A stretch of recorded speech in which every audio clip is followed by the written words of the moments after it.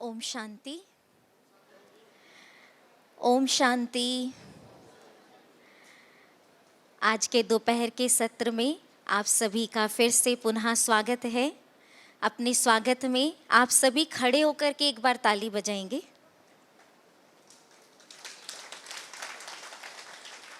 और क्योंकि आप सभी भारत के अलग अलग स्थानों से, नेपाल से, कोई दूर दूर से, अलग अलग कोने कोने से यहाँ पर पहुँचे हैं। हाँ, अभी बैठना नहीं है किसी को भी, तो हम एक दूसरे को जानते नहीं हैं कि हम कहाँ कहाँ से आए हैं। और हमारे इस कॉन्फ्रेंस का टॉपिक भी है इनर वैल्यूज़। अभी का हमारा प्लेनरी सेशन का टॉपिक है इनर वैल्यूज़ ब्रिंग सक्सेस। तो हम सभी के अंदर परमात्मा ने बहुत सारी खूबियाँ, बहुत सारे मूल्य, बहुत सारी वैल्यूज़ को संजो करके इस धरती पर भेजा है। तो हम सभी अपने अंदर कौन कौन सी वैल्यूज़ हैं उसको थोड़ा सा जानेंगे। तो इस हॉल के अंदर आप बहुत सारी चीज़ों को देख रहे हैं। कहीं घड़ी है, कहीं फ़ैन है, कहीं बहुत सारे फ्लैग्स हैं, कहीं फूल हैं। तो इन चीज़ों के साथ, कोई भी एक ऑब्जेक्ट के साथ अपने को कनेक्ट करते हुए और उसकी क्या क्वालिटी है, वो क्वालिटी आप अपने अंदर महसूस करते हैं। For example, I am like a fan. Fan क्या देता है सबको? ठंडक देता है, हवा देता है। तो मेरा व्यवहार, मेरी वैल्यू है सबको शीतलता देना, ठंडक देना। समझ में आया सभी को? तो ऐसे 5 लोगों से आप मिलेंगे, अपनी क्वालिटी उस ऑब्जेक्ट के साथ शेयर करेंगे और उनका भी आप साथ में सुनेंगे। Okay, now start. जिनको आप जानते हैं उनसे नहीं मिलना है, जिनको आप नहीं जानते हैं उनसे आपको मिलना है। पूरे हॉल में आप कहीं भी घूम सकते हैं, अपने आप को इंट्रोड्यूस करेंगे और अपनी कोई वैल्यू किसी एक ऑब्जेक्ट के साथ रिलेट करते हुए शेयर करेंगे। शेयर करिए। जैसे मैं एक घड़ी के समान हूँ। क्यों? क्योंकि मैं हमेशा एक्यूरेट और पंक्चुअल हूँ, ये मेरी क्वालिटी है। तो ऐसे आपको रिलेट करना है। कोई भी चीज़ के साथ आप रिलेट कर सकते हैं, लाइट के साथ, फैन के साथ, कोई चेयर के साथ, फूलों के साथ, माइक के साथ, किसी भी चीज़ के साथ आप रिलेट करके अपने को इंट्रोड्यूस करेंगे। देखो, बहनें कर रहे हैं, भाई नहीं कर रहे हैं।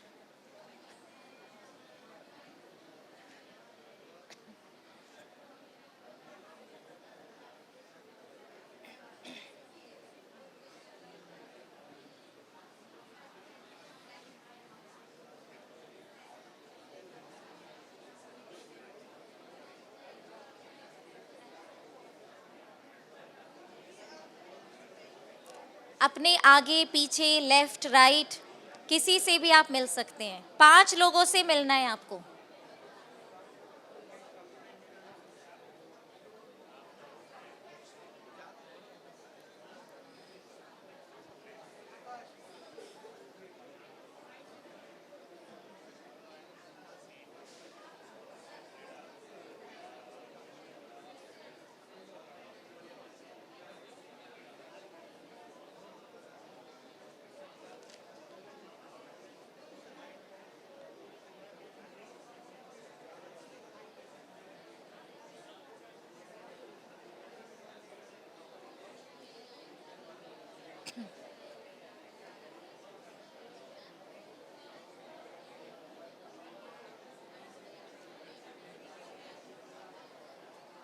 अपने पार्टनर को एक्सचेंज करिए।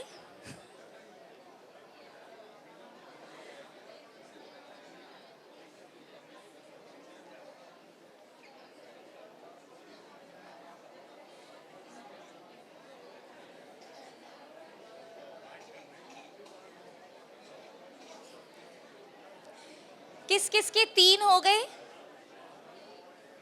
3, 4, 5 हो गए। वेरी गुड, बहनी एक्सपर्ट है। ओके, मिल लिए आप सभी, खुद को इंट्रोड्यूस किया। किस किस ने 2 के साथ इंट्रोड्यूस किया? 2 के साथ। किस किस ने 3 के साथ इंट्रोड्यूस किया? जिसने 3 के साथ किया वो हाथ खड़ा करेंगे। किसने 4 के साथ किया? और किसने 5 के साथ किया? तो कोई भी 2 यहाँ आकर के अपना एक्सपीरियंस शेयर करेंगे। Who are you? और आप जिससे मिले उसकी क्या क्वालिटी आपने देखी? कोई भी, एक बहनों की साइड से, एक भाइयों की साइड से, हमें पता तो चले आप क्या हैं।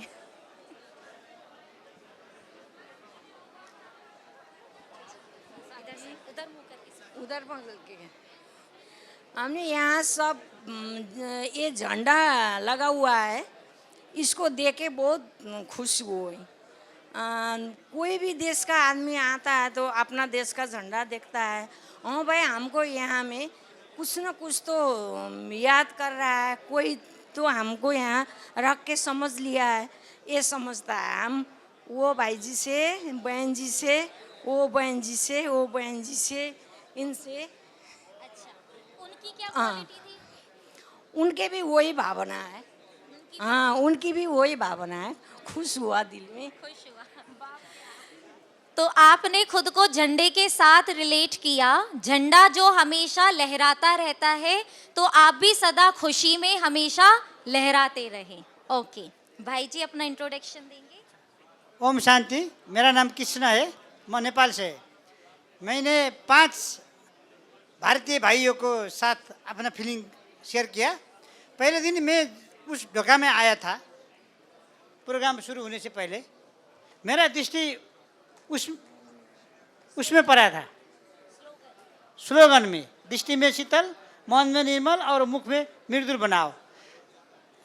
यहाँ बैठ के दिन में कम से कम 10 बार मैं देखता है, इसीलिए वो जो है ना झंडा, घड़ी, पंखा, इसमें मेरा ध्यान नहीं गया। पहला दिन उसी में गया था, उसके ही मैंने शेयर किया। एक भाई जी ने जो कर्नाटक से, उन्हें भी स्लोगन को दृष्टि दिया। एक भाई जी ने घड़ी को दृष्टि दिया, और भाई जी हंस रहा था, उनको थोड़ा सा। सभी इनके लिए क्लैपिंग करेंगे, और जो खड़े हैं वो बैठ जाएंगे अभी। हाँ भाई जी, आप भी सुनाइए।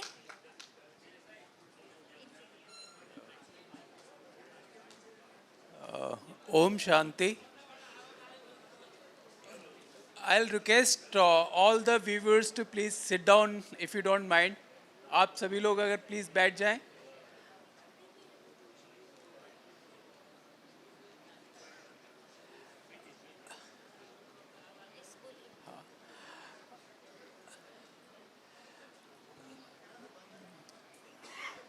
मेरे साथ आप सभी एक ये सबसे पहले ओम शांति का, ओम शांति, ओम शांति, ओम शांति।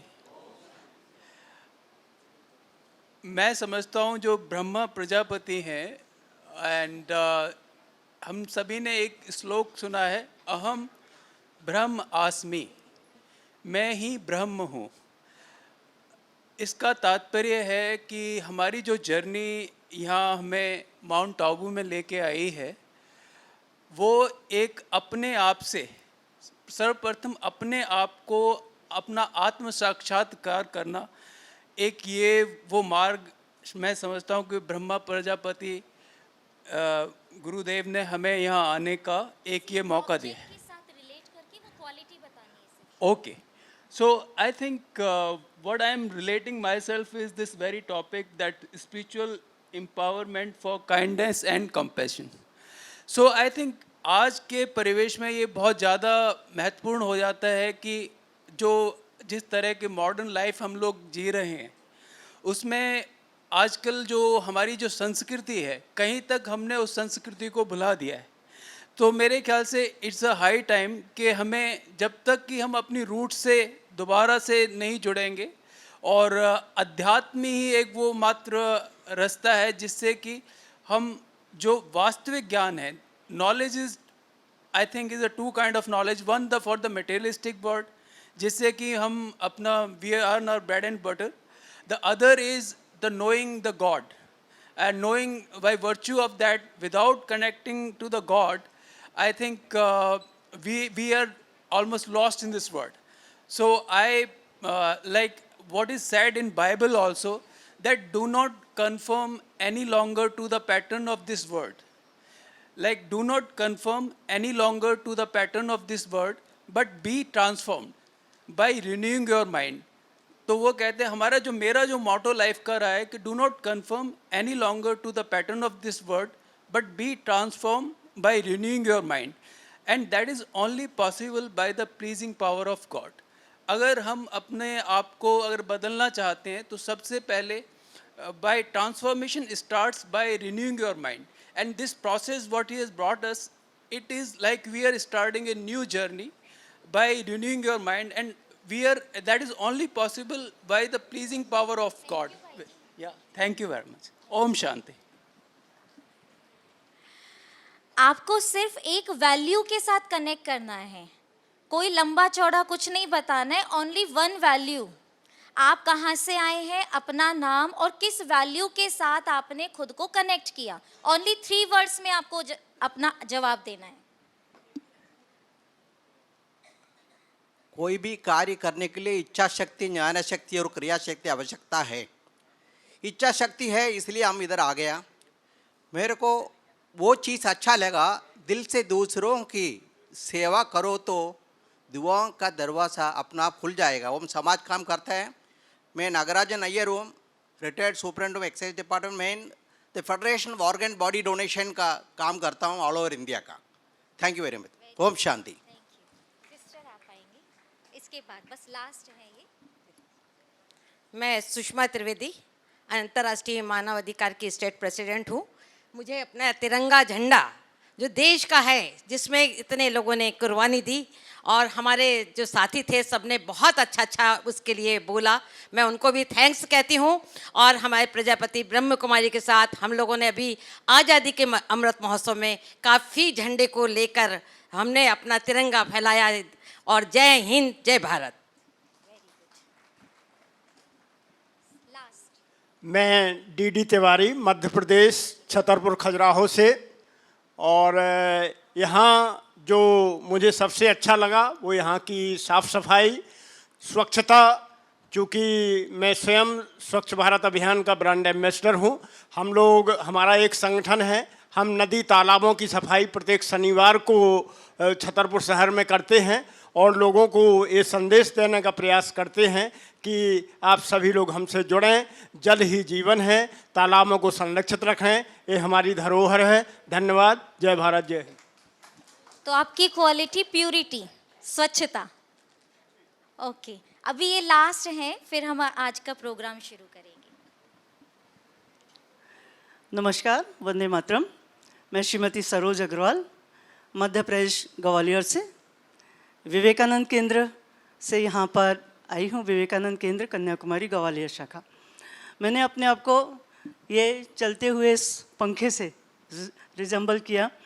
ऊर्जा लेकर ये निरंतर गतिमान, जैसे चरय वैती यही तो मंत्र है अपना, नहीं रुकना नहीं थकना, सतत चलना यही तो मंत्र है अपना, शुभंकर मंत्र है अपना.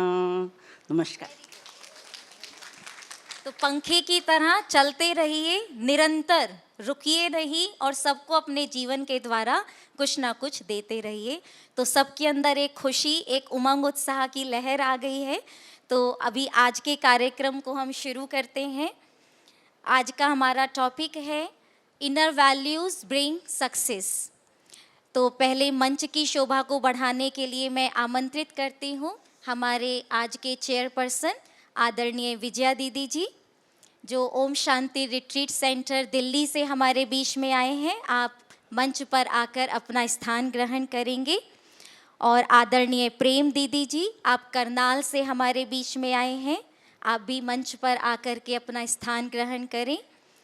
मिस्टर मनोज कुमार दुबे जी, आप पॉलिसी गवर्नेंस प्रोफेशनल, आप भी इंदौर से हमारे बीच में पधारे हैं, आप भी मंच पर अपना स्थान ग्रहण करेंगे। मिस्टर सतीश कुमार चावला जी, चेयरमैन सेवा भारती हरियाणा।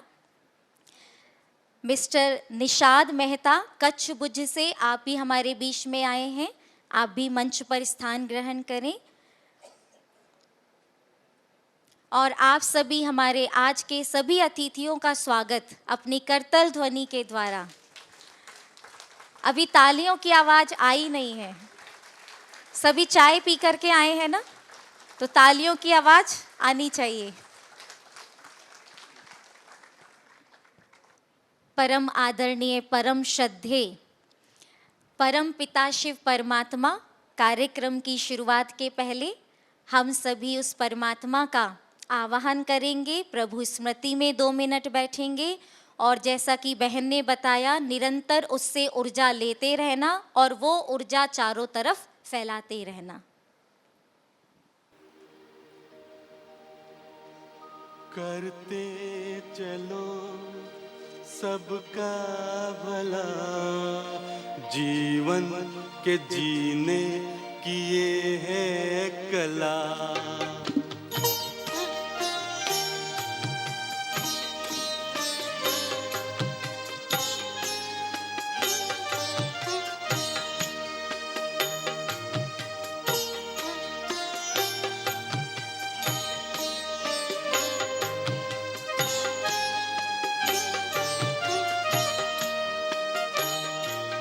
करते चलो सबका भला, जीवन के जीने की ये है कला।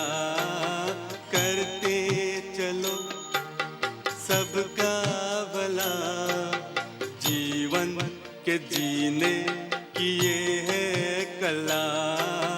करते चलो।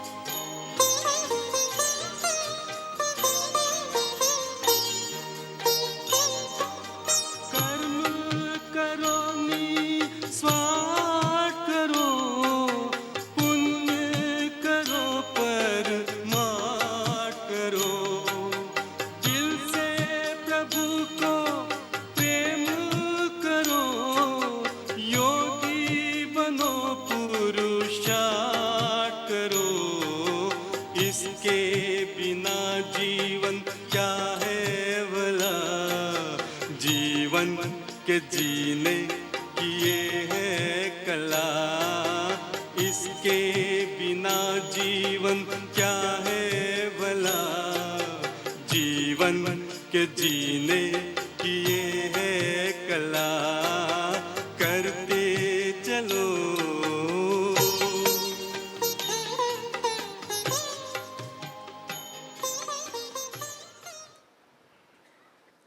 मुंबई साइन की बहनों से मैं अनुरोध करती हूँ, हमारे आज के सभी मेहमानों का स्वागत पुष्पगुच्छ और बैज के द्वारा करेंगे मुंबई साइन की बहनें।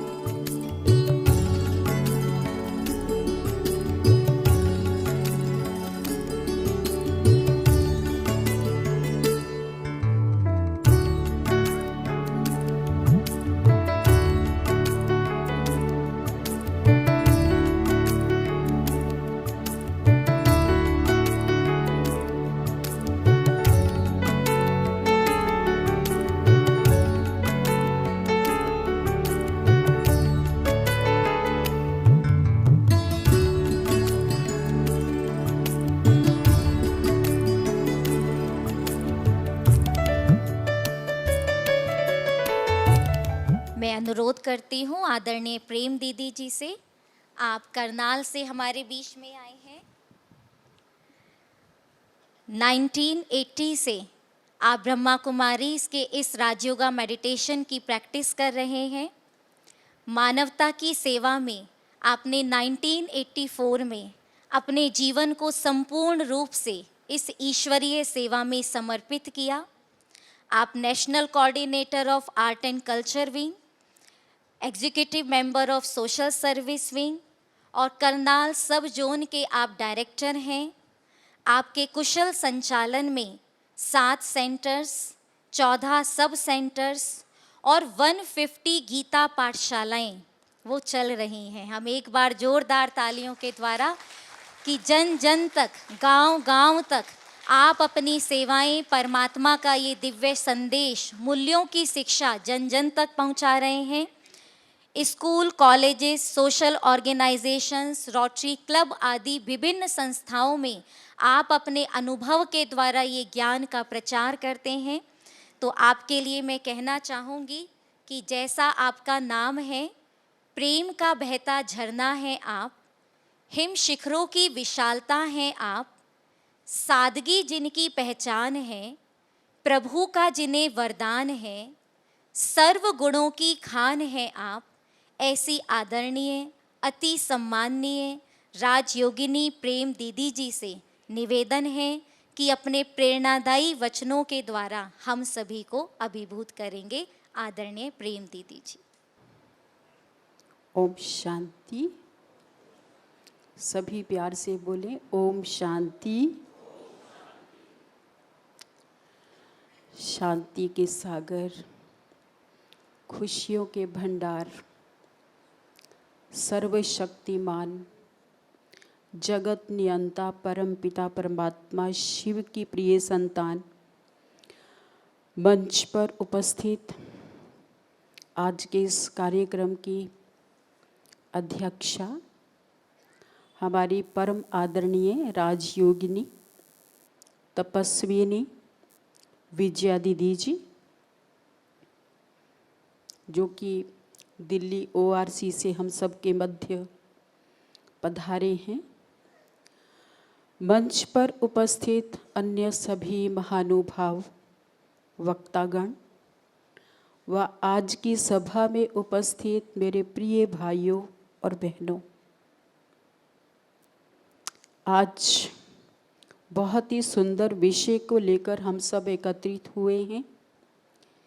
Inner values bring success. कहा जाता है कि मानव का जीवन अमूल्य है, हीरे तुल्य है। किसी भी चीज़ का मूल्य उसके मूल्यों से होता है। आज हम देखते हैं संसार में कि हर वस्तु का मूल्य दिन प्रतिदिन बढ़ता ही जा रहा है, लेकिन देखने में आता है कि मानव का मूल्य घटता जा रहा है। कारण क्या है? मनुष्य के जीवन में वैल्यूज़ का अभाव होता जा रहा है। हम सबको मालूम है कि इसी सृष्टि पर जब सतयुग था तो देवी देवताओं में 100% वैल्यूज़ थी, तभी उसको सतयुग कहा जाता था। वैल्यूज़ कम हुई, 75% वैल्यूज़ रह गई, उसको त्रेता कहा जाने लगा, यानी हल्की सी त्रुटि जहाँ आ गई। 50% जब मूल्य रहे तो उसको द्वापर युग हम कहने लगे। कलयुग के शुरू में भी कुछ मूल्य तो थे 25%, लेकिन जैसे घोर कलयुग आता गया, मानव में वैल्यूज क्षीण होती गई, वैल्यूज रहित होता चला गया। जब मूल्य थे तो देवता कहलाता था, क्योंकि दातापन की वैल्यू, देने की वैल्यू उसमें थी। लेकिन कलयुग तक आते आते देवता की बजाय क्या बन गए हम? देवता की बजाय क्या बन गए? लेवता। लेने की भावना ज़्यादा रहने लगी। मान मिल जाए, शान मिल जाए, प्रशंसा मिल जाए, रिगार्ड मिल जाए, वस्तु मिल जाए, कुछ न कुछ मिल जाए किसी से, यानी देने वाली वृत्ति की बजाय लेने वाली वृत्ति ज़्यादा रहने लगी। तब किसी ने कहा कि आदमी को लूट कर घर भर रहा है आदमी। ये कलयुग की बात है।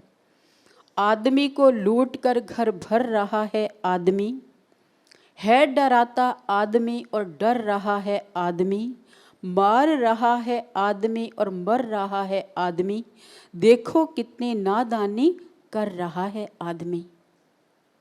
और किसी शायर ने तो बहुत ही अच्छा कहा कि हजारों साल से है धरती पर आदमी का वजूद, हजारों साल से है धरती पर आदमी का वजूद, फिर भी निगाह तरसती है आदमी के लिए, फिर भी निगाह तरसती है आदमी के लिए। मतलब डिवाइन वैल्यूज़ की तो हम बात छोड़ें, आज ह्यूमन वैल्यूज़ भी देखने को नहीं मिल रही। इसलिए कहा जाता है कि इंसान तो कहने को हैं, परंतु इंसानियत कहाँ। मानव हम कह देते हैं लेकिन मानवता नहीं है। आदमी हैं पर आदमियत नहीं। तो वैल्यूज़ क्षीण उस तरह से हुई जैसे कोई फुल बैटरी को यूज़ करते करते करते आखिर एक समय आता है कि वो डिस्चार्ज हो जाती है। तो हम आत्माओं में भी 100% वैल्यूज़ थी जब परम पिता परमात्मा ने हमें पार्ट प्ले करने के लिए इस सृष्टि रंगमंच पर भेजा था, परंतु धीरे धीरे हमारी वैल्यूज़ डाउन होती चली गई। बड़ी विडंबना है कि पशु पक्षी अपनी वैल्यू में कायम रहे हैं। कोयल 100 वर्ष पहले भी मीठा गाती थी, आज भी मीठा गा रही है। कुत्ता 100 वर्ष पहले भी स्वामी भक्त हुआ करता था, आज भी वो स्वामी भक्त है। उन पशु पक्षियों ने भी अपनी वैल्यूज़ को खोया नहीं है, लेकिन वैल्यूज़ को खोया है तो किसने? वैल्यूज़ को खोया है तो किसने? इंसान ने अपनी वैल्यूज़ को खोया है।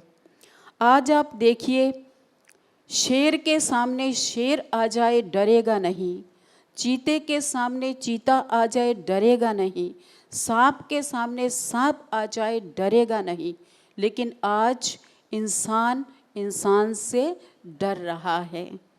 आप रोड पर जा रहे हैं, आप किसी से लिफ्ट मांगते हैं, परंतु अंदर में डर भी है कि अगर हम बैठ गए इनकी गाड़ी में तो पता नहीं होगा क्या। या बिठाने वाला भी सोच रहा है कि अगर मैंने जो लिफ्ट मांग रहा है मुझसे, अगर मैंने उसको बिठा लिया तो ना जाने मेरा होगा क्या। तो प्रिय भाइयों और बहनों, आज विश्वास की वैल्यू को, स्नेह की वैल्यू को इंसान ने खो दिया है। आज देखिए, मानव यानी मनुष्यों को कम करने का प्लानिंग बनती रहती है। जनरेशन कम हो, मनुष्य कम होने चाहिए, बहुत संख्या बढ़ती जा रही है। लेकिन जंगल के जानवरों को अगर कोई मार देता है तो उसको पुनिशमेंट होती है। उनके लिए ऐसी कोई रोक नहीं होती है कि उनको कम किया जाना चाहिए, नहीं, उनको बचाए जाने की बात की जाती है। तो आज जो हमारे अंदर वैल्यूज़ थी, 4 प्रकार की वैल्यूज़ थी हमारे अंदर। मूल्य थे, नैतिक मूल्य, सामाजिक मूल्य, दैवी मूल्य और आध्यात्मिक मूल्य। लेकिन जो स्पिरिचुअल वैल्यूज़ हैं वो तो बहुत ही ज़्यादा समझा जाए तो न के बराबर हैं। जैसे एक टेबल के 4 पाँवें होते हैं, एक पाँवा भी अगर डगमग हो जाए, ढीला हो जाए या टूट जाए तो टेबल स्टेबल नहीं रहता, अनबैलेंस्ड हो जाता है। तो हम मनुष्य आत्माओं में भी जब स्पिरिचुअल वैल्यूज़ डाउन होती हैं तो ये सबसे मेन मुख्य पिलर होता है यही अगर लड़खड़ा जाता है तो हमारा भी जीवन स्टेबल नहीं रहता, हमारा जीवन भी अनबैलेंस्ड हो जाता है। तो स्पिरिचुअल वैल्यूज़ कौन सी हैं?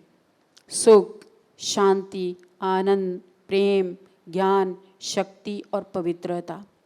डिवाइन वैल्यूज़ कौन सी हैं? मधुरता, सहनशीलता, धैर्यता, अंतर्मुखता, विनम्रता, निरअहंकारिता, उदारता आदि आदि। और मोरल वैल्यूज़ कौन सी हैं? क्षमा, दया, सहानुभूति, स्नेह, शुभ भावना, शुभ कामना, क्षमा की भावना आदि आदि, ये मोरल वैल्यूज़ हैं। तो आज हम देखें तो हमारी सोशल वैल्यूज़ कि सबके साथ अपनापन, सबके साथ मिलनसार होना, लेकिन वो हम देख रहे हैं समाज में भी आज हर कोई स्वार्थ को लेकर आगे बढ़ रहा है। 3-4 लोगों का परिवार को ही हम अपना परिवार समझकर चल रहे हैं। उनके लिए ही जीना मरना, उनके लिए ही धन एकत्रित करना, उनके लिए ही सोचना, टाइम, एनर्जी, मनी सब कुछ उनके लिए देना, लेकिन ये नहीं समझते कि पूरा विश्व ही हमारा परिवार है। हम एक पिता परमात्मा की संतान हैं, हमारा नाता आपस में भाई भाई का है। इसलिए ब्रॉड लेवल पर हमारी सोच होनी चाहिए, सबके प्रति हम अच्छा सोचें। सर्वे भवन्तु सुखिनः सर्वे सन्तु निरामया, यानी सबका भला हो, सब सुख पाएं, सबको हम दिल से दुआएं दें, सबको शुभ कामनाएं दें, हर एक की उन्नति और हर एक के सक्सेस के बारे में हम सोचें, क्योंकि दूसरे को देने में अपना लेना तो ऑटोमेटिक समाया हुआ है ही है। इसलिए सारे विश्व के भले के प्रति जब हम सोचते हैं तो हम भी तो विश्व के अंदर ही हैं, तो ऑटोमेटिकली अपना कल्याण हो ही जाना है। परंतु आज वो संकीर्णता की भावना आ गई है। तो प्रिय भाइयों और बहनों, देखिए चारों ही प्रकार की जो वैल्यूज़ हैं वो इंसान में कम होती जा रही हैं, या कहें कि कहीं कहीं हमें दिखाई पड़ती हैं। जैसे कि आप सभी सोशल सर्विस विंग से रिलेटेड सभी समाज सेवी भारत के कोने कोने से आज यहाँ पर एकत्रित हुए हैं, तो अवश्य आम लोगों से आप डिफरेंट हैं, क्योंकि आपके अंदर परमात्मा ने वो करुणा और दया की भावना, सहानुभूति की भावना भरी है, वो दातापन की भावना भरी है। इसलिए आप केवल अपने लिए नहीं सोचते, लेकिन समाज के लिए भी आप सोचते हैं, औरों का भला करने की भी सोचते हैं। इस समाज के अंदर जो नीडी व्यक्ति हैं, जिनको ज़रूरत है आपकी हेल्प की, तो ऐसी मनुष्य आत्माओं पर भी आप सभी का ध्यान जाता है। तो सही मायने में सक्सेसफुल व्यक्ति उसको ही कहेंगे जो वैल्यूज़ से भरपूर हो। जैसे कि देखिए सत्यता की वैल्यू कितनी वैल्यूएबल है। भले कोई झूठ बोल के टेम्पररी तौर पर अपने आप को सक्सेसफुल महसूस करे, परंतु वो सक्सेस टेम्पररी होती है, और वैसे भी मेंटल पीस उस व्यक्ति को नहीं होती है जो सत्यता के आधार पर जीवन नहीं जीता है। तो कहने को तो कहेंगे कि वैल्यूज़ थोड़ा काउंट करने में छोटी छोटी लगती है, लेकिन एक भी वैल्यू अगर हम दृढ़ता पूर्वक अपने जीवन में धारण कर लें तो एक वैल्यू अनेक वैल्यूज़ को अपने आप हमारे जीवन में लाती है।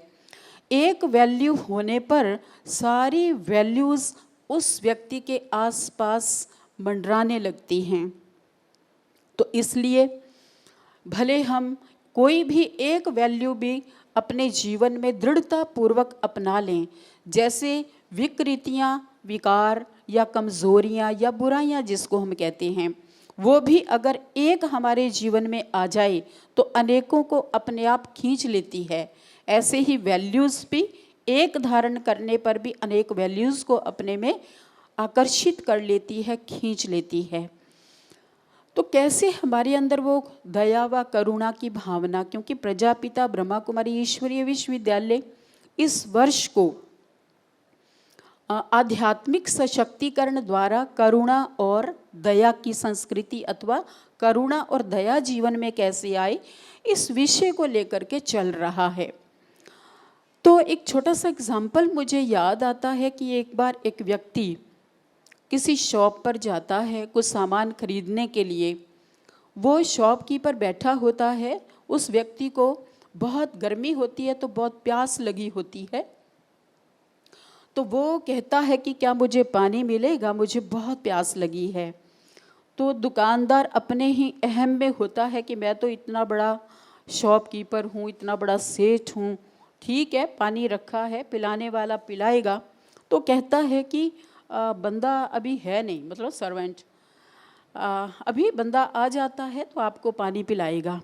वो बेचारा 10 मिनट 15 मिनट सोचता है और बैठा रहता है उसमें वेट में कि अभी आ जाएगा, तो मैं पानी पी लूँगा, अपनी प्यास बुझाऊँगा, लेकिन फिर भी वो व्यक्ति नहीं आता, इसकी प्यास और ज़ोर से बढ़ जाती है। तो दोबारा उस व्यक्ति को कहता है कि क्या मुझे पानी मिलेगा, मेरा गला सूख रहा है, बहुत समय से मैंने पानी पिया नहीं है, मुझे पानी चाहिए। वो फिर व्यक्ति कहता है बस बंदा आने ही वाला होगा। तब 10-15 मिनट और वेट करता है, तीसरी बारी भी वही क्वेश्चन करता है और वही आंसर मिलता है उसको कि अभी बंदा आ जाएगा। तब वो लास्ट में परेशान सा होके कहता है थोड़ी देर के लिए आप ही बंदा बन जाओ। उस दुकानदार को कहता है थोड़ी देर के लिए आप ही इंसान बन जाओ, आप ही बंदा बन जाओ। तो प्रिय भाइयों और बहनों, देखिए मतलब कितना उसको अपना अहम है, लेकिन सामने वाले की उसको रिक्वायरमेंट पता नहीं चल रही कि वो कितना प्यासा मर रहा है।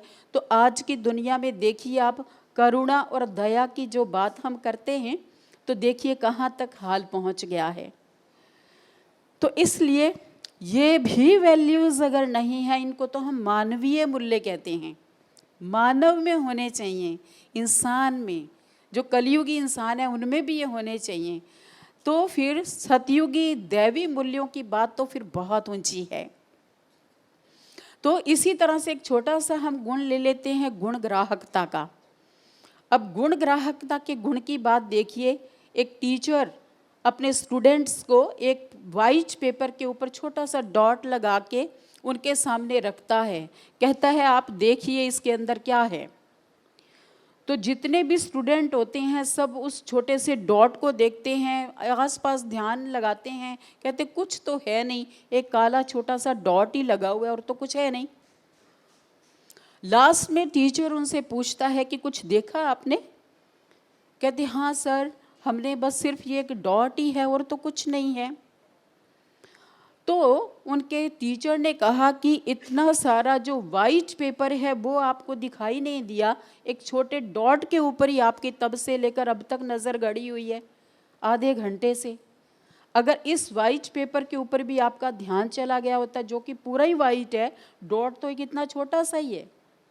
तो आज सुबह के सेशन में भी बात चल रही थी कि हमारे अंदर गुण ग्राहकता का भी गुण हो, हम हर एक में वैल्यू देखें, क्योंकि सब इंसान परमात्मा की रचना है, तो ज़रूर हर एक के अंदर वैल्यूज़ हैं। तो आज हम वो वैल्यूज़ ना दे करके, वो गुण ग्राहकता का चश्मा ना पहन करके, हम कौन सा चश्मा पहन के रखते हैं? अवगुण ग्राही दृष्टि का। जैसे कहा कि रेड चश्मा पहना होगा सब कुछ रेड, ग्रीन पहना होगा सब कुछ ग्रीन, भले वो ग्रीन नहीं है, वो रेड नहीं है, परंतु अपना चश्मा ऐसा है। तो आज हम सब का भी क्या है? अवगुणग्राही दृष्टिकोण का चश्मा हर वक्त हर एक को लगा हुआ है, परंतु कौन सा चश्मा लगा रहना चाहिए? गुणग्राही दृष्टि का। हर एक आत्मा में अगर हम गुण देखेंगे, ऑटोमेटिकली सब हमें अच्छे लगेंगे और सब अपने लगेंगे और सबके प्रति समभाव होगा और सबके प्रति जो है कल्याण की या एक अच्छी भावना हमारी हो सकती है। तो इसलिए वैल्यूज़ अनेक हैं, लेकिन उन वैल्यूज़ को हम सहज भाव से अपने में आत्मसात कर पाएँ, उसके लिए हमें क्या करना होगा? वैल्यूज़ का सागर कौन है? मूल्यों का, गुणों का सागर कौन है? वो है एक परम पिता परमात्मा, जिनको कहा जाता है कि वो हर वैल्यूज़ का सागर और भंडार है, सभी वैल्यूज़ का सोर्स है। तो जब हम आत्माएं उस परम पिता परमात्मा के साथ अपने मन से, अपनी बुद्धि से कम्युनिकेट करते हैं, उनके साथ अपने मन का कनेक्शन जोड़ते हैं, तो रेस्पॉन्स में वही सारे गुण हमारे अंदर आना शुरू हो जाते हैं। वो सब वैल्यूज़ हमारे अंदर आना शुरू हो जाती हैं, जो वैल्यूज़ परम पिता परमात्मा में हैं। मतलब आत्मा रूपी बैटरी को चार्ज करने के लिए, वैल्यूज से भरपूर करने के लिए हमें परम पिता परमात्मा जो एक जनरेटर है, जो एक पावर हाउस है इन मूल्यों का, तो ऑटोमेटिकली हम उनसे सभी मूल्य अपने में आत्मसात कर सकेंगे। और उसके साथ साथ हमें सबसे पहले सोल कॉन्शियस होना होगा, क्योंकि आज अधिकतर देखने में आता है कि मानव बॉडी कॉन्शियस में है, वो सोल कॉन्शियस नहीं है। हर वक्त अपनी बॉडी पर ही उसका ध्यान रहता है, अथवा बॉडी से रिलेटेड जो बातें हैं उन पर ही उसका ध्यान आकर्षित रहता है कि मेरे अंदर इतनी डिग्रीज हैं, मैं इतना बड़ा मेरा स्टेटस है, इतना बड़ा मेरा बिजनेस है, आदि आदि आदि जो सोल के ऊपर लेयर्स चढ़ी हुई हैं, हम उसी की कॉन्शियस में रहते हैं। लेकिन ओरिजिनल मैं सोल हूँ और मेरी कोर वैल्यूज़ हैं, वो हमें स्मृति में नहीं रहता, क्योंकि सोल के बारे में हमें सुप्रीम सोल जो हमारे परम पिता परमात्मा हैं वही आकर के बताते हैं। तभी जब हम सोल कॉन्शियस होते हैं तो हमारी मर्ज हुई हुई जो वैल्यूज़ हैं अथवा मूल्य हैं वो फिर से इमर्ज होते हैं। जब मूल्य इमर्ज होते हैं तो हर फील्ड में, वो भले आपका व्यवहारिक रूप हो, वो आपका सामाजिक रूप हो, वो आपका आध्यात्मिक रूप हो, या किसी भी फील्ड में आप हों, तो आप वहाँ पर हर तरीके से सक्सेसफुल हो सकते हैं जब आप वैल्यू से भरपूर होते हैं। तो इसलिए हम यही आह्वान करेंगे आप सभी को कि परम पिता परमात्मा इस प्रजापिता ब्रह्मा कुमारी ईश्वरीय विश्वविद्यालय में जो हम आत्माओं को राजयोग मेडिटेशन की शिक्षा दे रहे हैं, ईश्वरीय ज्ञान आकर के सिखा रहे हैं, वैल्यूज़ दे रहे हैं, कर्म थ्योरी का ज्ञान दे रहे हैं, इस वर्ल्ड ड्रामा का ज्ञान दे रहे हैं, उस सारे के सारे ज्ञान को हम ध्यानपूर्वक सुने। क्योंकि रोज़ का जो मॉर्निंग सेशन होता है वो एक स्पिरिचुअल सेशन होता है, सोल से, सुप्रीम सोल से रिलेटेड सेशन होता है। अगर वो हम ध्यानपूर्वक एकाग्रचित होकर के प्रतिदिन अटेंड करेंगे और फिर अपने में धारण करने की हम बात सोचेंगे और करेंगे, तो अवश्य ही हमारी सारी खोई हुई वैल्यूज़ पुनः हमारे अंदर जागृत हो जाएंगी, इमर्ज हो जाएंगी, और उन वैल्यूज़ के आधार से हम अपने आप को और अपने समाज को और अपने देश को वैल्यूएबल बना पाएंगे। क्योंकि हमारा भारत देश तो वैल्यूज़ के आधार से ही प्रख्यात रहा है और है। हम यहाँ गाते रहे हैं ना कि जहाँ डाल डाल पर सोने की चिड़िया करती है बसेरा, वो भारत देश है मेरा। दूसरी लाइन में हम गाते हैं जहाँ सत्य अहिंसा और धर्म का पग पग लगता डेरा, वो भारत देश है मेरा। तो सत्य, अहिंसा और धर्म, इन वैल्यूज़ की बात अब कलयुग में कोई कहता है तो क्या कहते हैं कि सत्य, अहिंसा और धर्म से बस अब अपना इतना नाता है, दीवालों पर लिख देते हैं और दिवाली पर पुत जाता है। तो ये नहीं करना, क्योंकि भारत हमारा जो विश्व गुरु रहा है वो वैल्यूज़ के कारण ही रहा है। तो पुनः उसको विश्व गुरु हमें बनाना है, हर फील्ड में हमें सक्सेसफुल होना है, तो पुनः अपनी उन्हीं वैल्यूज़ को जिनका आज तक हम गायन कर रहे हैं अपने जीवन में धारण करना है। ओम शांति। बहुत सुंदर और बहुमूल्य वक्तव्य हम सभी ने आदरणीय दीदी के द्वारा सुना। आपका बहुत बहुत धन्यवाद करते हैं। मूल्य हमारे जीवन में कितने मूल्यवान हमें बनाते हैं, आपने हमें बताया। किसी ने दीपक से पूछा कि तुम सबको प्रकाश देते हो लेकिन तुम्हें क्या मिलता है? तो दीपक ने जवाब दिया कि लेकर देना ये तो व्यापार होता है, लेकर देना ये तो व्यापार होता है, लेकिन देकर के ना लेना यही सच्चा प्यार होता है। तो उन वैल्यूज़ के ऊपर दीदी ने हमारा ध्यान खिंचवाया। तो क्यों ना हम सभी यहाँ पर अभी 2 दिन हैं, तो एक वैल्यू जो बताई गुण ग्राहकता, हम यहाँ पर कुछ भी देख रहे हैं, सुन रहे हैं, हर एक से हम यहाँ पर गुण ग्रहण करके जाएं। कुछ ना कुछ गुण हम एक दूसरे में देखकर उसको ग्रहण करते हुए क्यों ना यहीं से ही हम अपने इन संस्कारों को परिवर्तित करके जाएं। तो ऐसी प्रैक्टिस हम सभी कर सकते हैं। इन आने वाले 2 दिनों के अंदर हम सभी एक दूसरे को भी ये इशारा जरूर दिलाएं। तो बहुत बहुत धन्यवाद आदरणीय दीदी का। और अभी हमारे आज के गेस्ट ऑफ ऑनर आदरणीय मनोज कुमार दुबे जी, आप इंदौर से हमारे बीच में पधारे हैं। आप socially and spiritually proactive in different fields of social services, general secretary Dattanagar रहवासी संघ for last 9 years, member of Crime Free Bharat Mission, member of Ganga Mission Advisory Council, member of Advisory Group of Indore Municipal Corporation। बहुत सारे award, बहुत सारी सेवाएं आप अपने जीवन में करते हैं। अध्यात्म से आपका बहुत प्रेम है, तो आपसे हम अनुरोध करेंगे कि अपने अनमोल वचन चंद शब्दों में हमारे बीच में रखेंगे आदरणीय मनोज कुमार दुबे जी।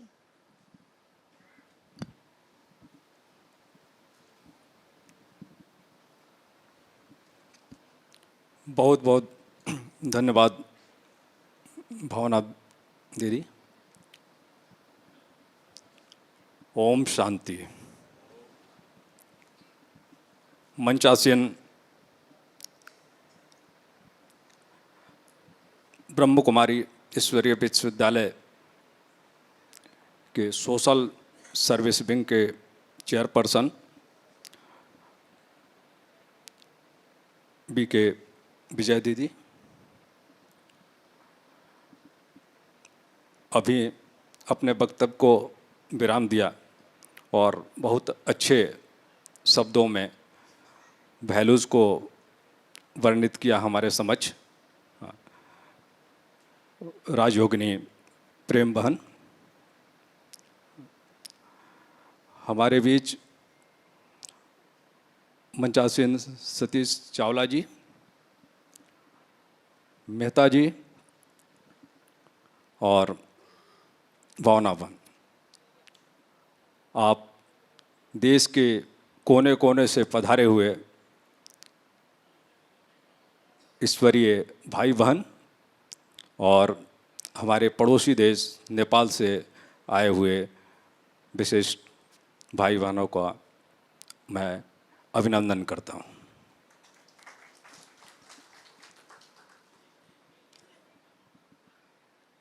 परमपिता परमात्मा का नमन करते हुए मैं प्रजापिता ईश्वरीय विश्वविद्यालय के सोशल सर्विस विंग का हृदय से बधाई देता हूँ, आभार प्रकट करता हूँ कि जिन्होंने ये महत्वपूर्ण कॉन्फ्रेंस का आयोजन किया और हम सभी आत्माओं को यहाँ उपस्थित होने का अवसर प्रदान किया। इस घड़ी में जबकि मैं यहाँ मंचासीन हूँ, इंदौर अन्नपूर्णा नगर केंद्र के संचालिका बहन अन्नपूर्णा दीदी का मैं हृदय से आभार प्रकट करता हूँ कि जिनके प्रयास से ही मेरा यहाँ पे आना संभव हुआ। अभी ट्रैफिक कंट्रोल था, बहुत अच्छा सभी ने बाबा को फिर से याद किया।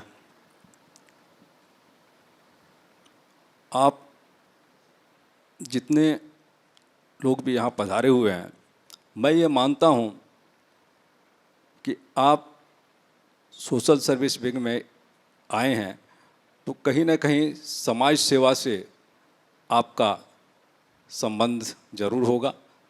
आप समाज का नेतृत्व कर रहे होंगे और समाज के कल्याण के लिए तरह तरह से अपनी भूमिका निभा रहे होंगे। और इतना ही नहीं, चूँकि आप यहाँ आए हैं तो यह भी तय हो जाता है कि आप आध्यात्मिक रूप से भी काफ़ी सक्रिय और एक स्तर जरूर आपने पहुंचा है, मैंने अचीव किया होगा। आज जिस टॉपिक पे बात हो रही है इसमें इनर वैल्यू और सक्सेस, तो सक्सेस तो वैल्यू के बिना उसका कोई तात्पर्य होता ही नहीं है। लेकिन आज पूरे विश्व में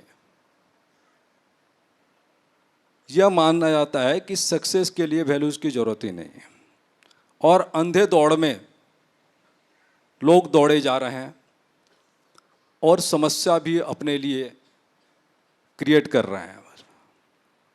आज हर एक व्यक्ति दुखी नज़र आ रहा है, समस्याग्रस्त है, तरह तरह के समस्याओं से वो घिरा हुआ है, लेकिन उसको उसका कारण नहीं समझ में आ रहा। मैं जहाँ तक समझता हूँ कि भौतिकता की दौड़ में भागने की वजह ही समस्या का होना है। आज भौतिकवादी विश्व हो गया है, हमें मटेरियल चाहिए। क्या हमने कभी सोचा है कि इस मटेरियल को एक्वायर करके, मटेरियल को प्राप्त करके कोई खुश रह पाया है? क्षणिक रूप से यह मटेरियल्स, ये भौतिक तत्व, ये भौतिक सुविधा हमें सुख तो प्रदान कर सकता है, लेकिन बहुत शीघ्र ही उससे हम ऊब जाते हैं और फिर उससे बेहतर कुछ पाने की कामना करते हैं और यह प्रक्रिया हमेशा जारी रहता है और हम अपने आप को वो दुख और निराशा में ढकेल देते हैं। और आज जितने भी संबंधों का खात्मा हो रहा है, चाहे वो मित्रता हो, पति पत्नी के संबंध हो, पारिवारिक संबंध हो, भाई भाई का संबंध हो, भाई बहन का संबंध हो, माता पिता का संबंध हो, बाप बेटे का संबंध हो, सभी इस भौतिक तत्वों की वजह से समाप्त होता जा रहा है। क्या हम फिर कैसे इससे बाहर निकलें? हमारे पास कोई सॉल्यूशन है क्या? अभी दीदी ने बड़ा अच्छे ढंग से मूल्यों का वर्णन किया। सही अर्थ में अगर हम मूल्य को आत्मसात करेंगे तभी हमें इसका रास्ता मिल सकता है। और उन मूल्यों के लिए हमें आध्यात्मिक पथ पर ही आगे बढ़ना पड़ेगा। आध्यात्म के अलावा कोई तरीका आज नहीं रह गया है जिससे कि हम अपने जीवन में खुशी ला सकते हैं।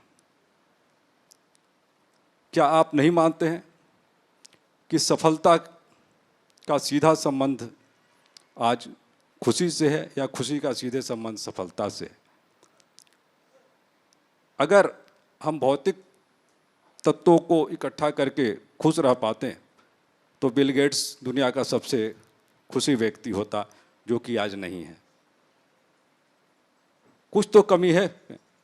इतने धन संपदा होने के बावजूद 27 साल के बाद अपनी पत्नी से अलग होना पड़ा। समस्या तो है, खुश तो नहीं हो सकता है।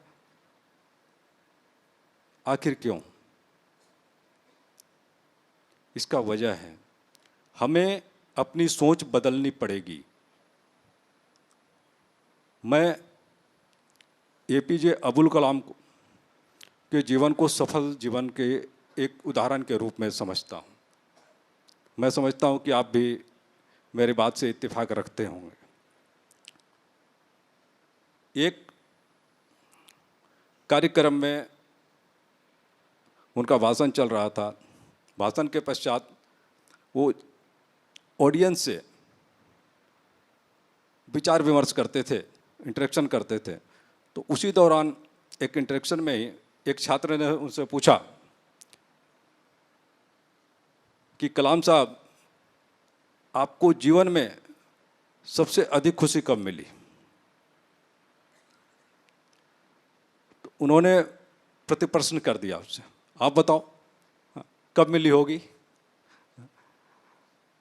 तो उसने कहा कि इससे बड़ा क्या हो सकता है कि आप जब भारत के सर्वश्रेष्ठ सर्वोच्च पद पे आसीन हुए होंगे तो आपको सबसे अधिक खुशी हुई होगी। तो उन्होंने कहा कि नहीं, खुशी तो हुई थी लेकिन सबसे अधिक नहीं हुई।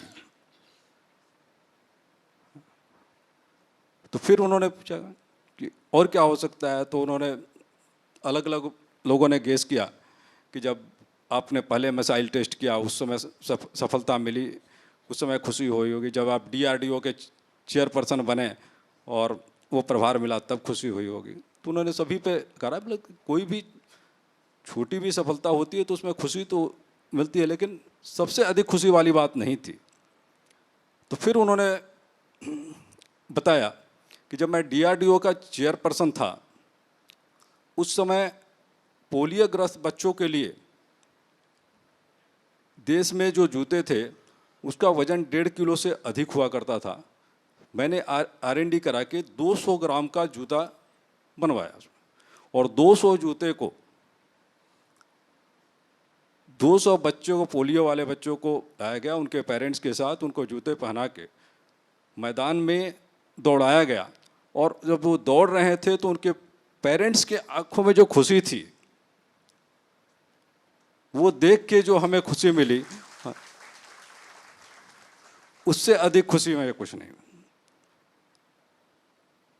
ये वाकया कहीं ना कहीं हमें बताने की कोशिश कर रहा है, बता रहा है कि हमें खुशी कहाँ ढूंढने की जरूरत है।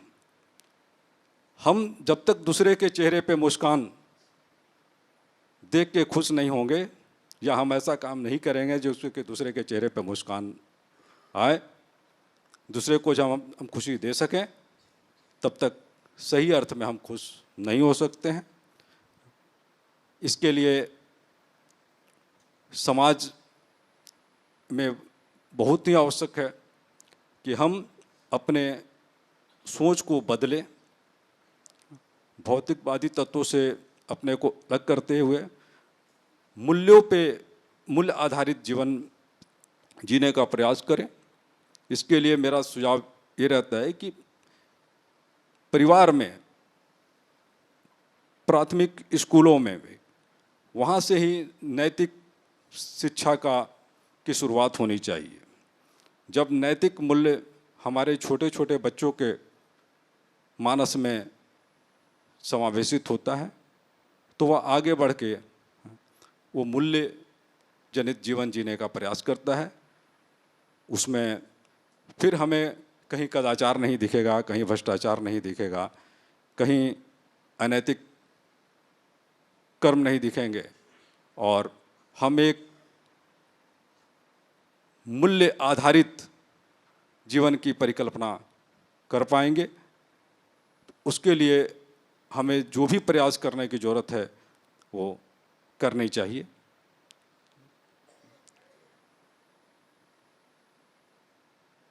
और मूल्य आधारित जीवन के लिए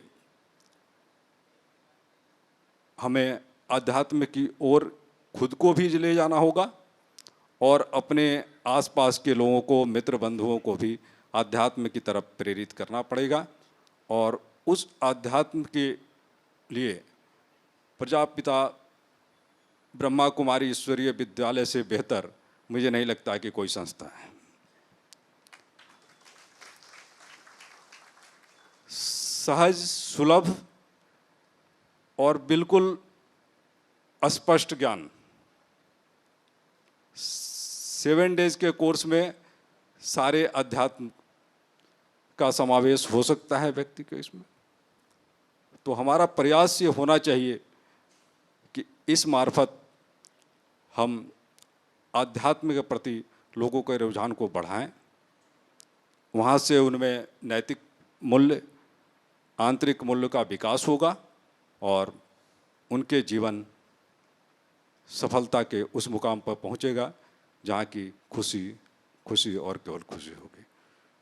बहुत बहुत धन्यवाद। बहुत ही सुंदर वक्तव्य, अनमोल वचन आपने हमारे बीच में रखे कि सफलता माना भौतिकता नहीं लेकिन जीवन की सच्ची खुशी और आनंद, और उसका आधार आपने बताया जीवन के मूल्य। खुशी देने में है, खुशी लेने में नहीं है। तो बहुत बहुत शुक्रिया। और अभी मैं निवेदन करती हूँ भ्राता सतीश कुमार चावला जी से। आप करनाल से हमारे बीच में पधारे हैं। आप retired chief manager Punjab national bank, प्रांत अध्यक्ष सेवा भारती हरियाणा प्रदेश, स्वतंत्र निदेशक the state trading corporation of India limited, new Delhi. बहुत सारी समाज सेवी संस्थाओं के साथ आप जुड़े हुए हैं। तो आपसे भी हम निवेदन करेंगे कि चंद शब्दों में अपनी प्रेरणाएं हम सबके बीच में रखेंगे। ओम शांति।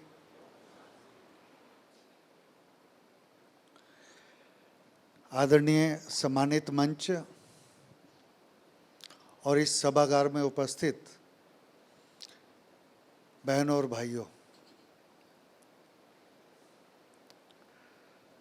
सबसे पहले करनाल से पधारे आदरणीय प्रेम दीदी जी का मैं धन्यवाद व्यक्त करूंगा कि जिनकी प्रेरणा से मैं यहाँ पर उपस्थित हो पाया, और मैं अपने आप को बहुत सौभाग्यशाली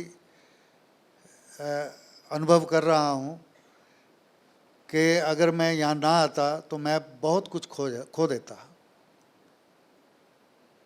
क्योंकि जैसा कि मेरे परिचय में बताया गया कि मैं एक संस्था से जुड़ा हूँ जो कि सेवा कार्यों में लगी हुई है।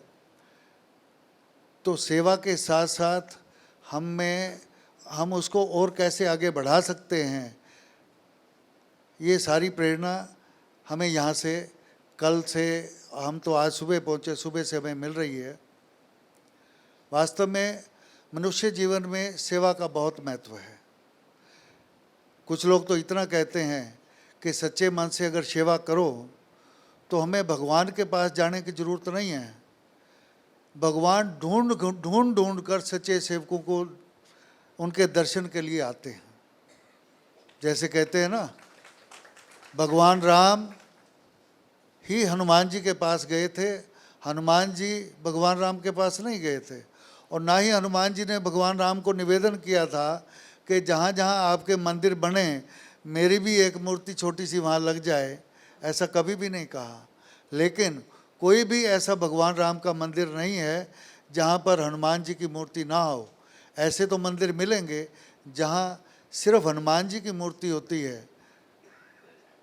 ऐसे ही एक उदाहरण पंढरपुर का आता है, विठल भगवान, जहाँ पर एक नौजवान अपने माता पिता की सेवा बड़े श्रद्धा के साथ कर रहा है। जैसे सुबह भी ध्यान में आया, श्रवण कुमार का नाम आया, उसी भावना के साथ माता पिता बुजुर्ग हैं, बेड रिडन हैं, और सुबह उनको उठाना, नहलाना, धुलाना, नाश्ता कराना, फिर सेवा करना, फिर भोजन कराना, ऐसा सारा दिन वो व्यस्त रहता था। तो भगवान उनसे खुश होकर उनके दर्शन करने के लिए पहुँचे और उसको इशारे से बुलाते हैं, इधर आओ। बुलाने का मतलब तो यही है, भाई आप आओ और हमसे मांगो कुछ। लेकिन वो पहली बार, दूसरी बार, तीसरी बार भी बुलाने पर नहीं गए। वो कहते हैं please wait, I don't have time, please wait. और फिर एक ईंट या पत्थर एक आगे सरका देते हैं, कहते हैं जी आप यहाँ बैठिए या खड़े रहिए, तो मैं जब टाइम होगा तभी आऊँगा।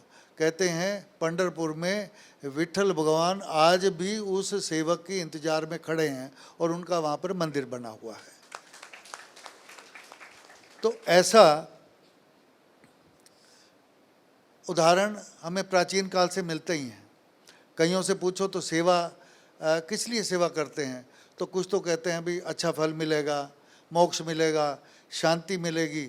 लेकिन मैंने एक संत से सुना, ऐसे ही प्रसंग जहाँ पर हम आज बैठे हैं, तो ऐसे ही सुना कि सेवा करने का मौका मिला, यही फल है। हमने कोई अच्छे कर्म किए थे जिसके कारण हमें सेवा करने का मौका मिला, इसलिए हमें चूकना नहीं चाहिए। सेवा करने का मौका मिला तो तुरंत सेवा करनी चाहिए। महर्षि वेद व्यास जी, उन्होंने 18 जो पुराण है उनका सार 4 शब्दों में लिख दिया। कौन से शब्द थे?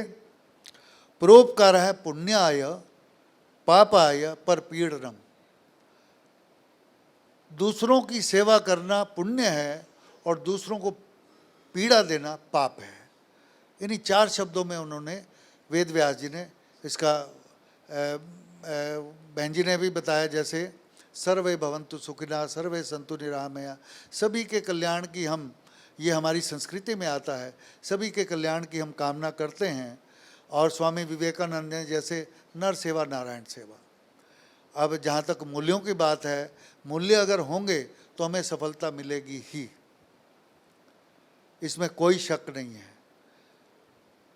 कौन कौन से मूल्य होने चाहिए, ये प्रेम दीदी जी भी ने भी बताया, भाई मनोज जी ने भी बताया। हम जैसे सेवा कार्यकर्ताओं को कौन कौन सी बातों का ध्यान रखना चाहिए, कौन कौन से गुण हमारे में होने चाहिए, मैं संक्षेप में आपके सामने रखने का प्रयास करूंगा। सेवा करते हुए क्रिया का महत्व तो होता ही है, जो काम हम कर रहे हैं उसका महत्व तो है ही है, सेवा का महत्व तो है ही है। लेकिन सेवा करते हुए हमारे मन में भाव क्या है, ये उससे भी ज़्यादा महत्व है। क्या भाव होने चाहिए? कर्तव्य का भाव। हम परमपिता परमात्मा के बच्चे हैं, हम आपस में भाई बहन हैं, ये भाव हमारे मन में अगर आ जाता है तो एक भाई कमज़ोर है, एक भाई थोड़ा सुदृढ़ है, तो बड़ा भाई छोटे भाई की अगर सहायता करता है तो वो कर्तव्य भाव से होने चाहिए, अपनत्व के भाव से होने चाहिए। और इसे आगे बढ़ते हैं तो निस्वार्थ भाव। कभी भी हम सेवा करते हैं तो हमारे मन में कोई स्वार्थ नहीं होना चाहिए, भी हमें हमारा नाम होगा, हमें प्रसिद्धि मिलेगी, हमें कोई शील्ड मिलेगी, हमारा अखबारों में नाम आएगा, टीवी में फ़ोटो आएगी, ऐसा भाव बिल्कुल नहीं होना चाहिए। पता भी ना चले हम, हमारे हाथ से सेवा हो जाए। पूजा का भाव, कहते हैं ना नर सेवा नारायण सेवा। हम सेवा करें, हमारे मन में भाव होना चाहिए हम नर की सेवा नहीं कर रहे हैं, हम भगवान की पूजा कर रहे हैं। विनम्रता, शील, जितनी ज़्यादा मैं सेवा करता हूँ उतनी ज़्यादा विनम्र होता जाऊँ। शील यानी चरित्र, चरित्र इतना पवित्र होना चाहिए चरित्र कि कोई उंगली ना उठा सके।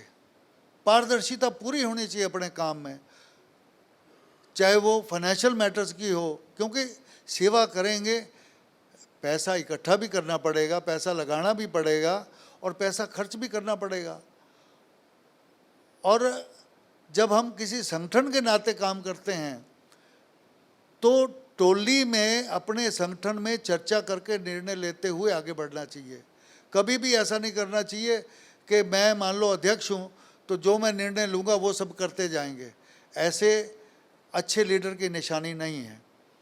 अच्छा लीडर वही है जो सबको साथ लेके चले, चरित्रवान हो, करुणा का भाव, दया का भाव, त्याग का भाव, ये सारे भाव उसके मन में होने चाहिए।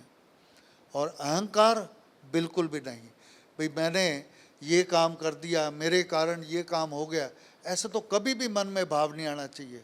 और एहसान का भाव कतई नहीं। जिसके प्रति मैंने सेवा की, मान लो बाज़ार में मिल गया तो उसको कहा मैंने भी तेरा ये काम कराया था ना। इतना कहने से ही हमारे जो मान लो पुण्य जो अर्जित किए थे सारे क्षीण हो जाएंगे। बिल्कुल भी एहसान का भाव नहीं होना चाहिए। ऐसे ही सेवा देने वाले और सेवा लेने वाले, समाज में ऐसा वर्गीकरण अलग अलग नहीं होना चाहिए। ये हम सेवा कार्यकर्ताओं का कर्तव्य है। आज जो सेवित हैं कल वो सेवक कैसे बन सकते हैं, मेरा ये प्रयास रहना चाहिए। हमेशा जो सेवित है वो सेवित न रहे, वो सेवक कैसे बन सकता है, उसको हम प्रेरित करते रहें। मान लो कोई बाल संस्कार केंद्र है हम चलाते हैं, कोई शिक्षा केंद्र हम चलाते हैं, स्कूल चलाते हैं, तो उसके जो उसमें जो बच्चे पढ़ते हैं उनको हम प्रेरित करें। जब आप बड़े बन जाओगे तो आपने भी सेवा कार्यों में भाग लेना है, और मना नहीं करेंगे वो। तो इसका ये कब संभव होगा, जब हम पूरा उनके साथ फॉलोअप करेंगे, उनका हिसाब रखेंगे। उनका जब तक वो सेवक नहीं बन जाते तब तक हम उनके साथ संपर्क रखेंगे, तभी ये संभव हो पाएगा। और समय का नियोजन ये बहुत ज़रूरी है हम सब कार्यकर्ताओं के लिए। हम सेवा के काम को क्या कौन सा काम मानते हैं, ईश्वरीय कार्य। और कुछ कई बार कार्यकर्ताओं से बात होती है ना, भाई आप समय कितना लगा पाते हो, तो कहते हैं जी आजकल समय तो बहुत कम मिलता है, बिजनेस में, घर में ये प्रॉब्लम वो प्रॉब्लम। तो जब उनसे ये बात करते हैं भाई सेवा कार्य क्या है, तो कहते कार्य तो ईश्वरीय कार्य है। मैंने कहा घर में भगवान जी हैं ना, कहते हैं। घर में भोग लगाते हो, लगाते हैं। तो पहली रोटी का लगाते हो, बची हुई रोटी का लगाते हो, या बचेगी तब लगाते हो? नहीं, पहली रोटी का लगाते हैं। तो जब पहली रोटी का भोग लगाते हो तो ईश्वरीय कार्य होते हुए सेवा कार्य ईश्वरीय कार्य है। समय का नियोजन जब करोगे तो पहले समय किसके लिए निकालोगे, सेवा के लिए निकालोगे कि पहले अपने व्यक्तिगत काम के लिए निकालोगे? तब उनकी समझ में आता है कि ईश्वरीय कार्य के लिए चाहे मैं रोज़ 1 घंटा निकालूं, ईश्वरीय कार्य के लिए, सेवा कार्य के लिए मैं समय निकालूंगा और उसका नियोजन करूंगा। बाकी का समय जितना भी निकालूंगा मैं उसको अपने व्यक्तिगत काम में, बिजनेस के काम में मैं उसको बांटूंगा। और सच्ची सेवा कैसी है? सच्ची सेवा वो जो मनुष्य को भगवान से मिलाए, मनुष्य को माधव से मिलाए। एक छोटी सी कहानी से मैं अपनी बात को विराम दूंगा। एक बच्चा मेले में खो गया, रो रहा है, चिल्ला रहा है। तो सारे लोग जो उससे क्रॉस कर रहे हैं, ज़्यादातर कैसे होंगे? ज़्यादातर तो ऐसे ही होंगे जो उसको देखते जाएंगे और आगे जाते जाएंगे। कुछ होंगे जो उसको रोकेंगे, उसके पास रुकेंगे, पूछेंगे और उसको चॉकलेट, टॉफ़ी, बिस्किट लेके देंगे और वो चुप हो जाएगा और चले जाएंगे आगे।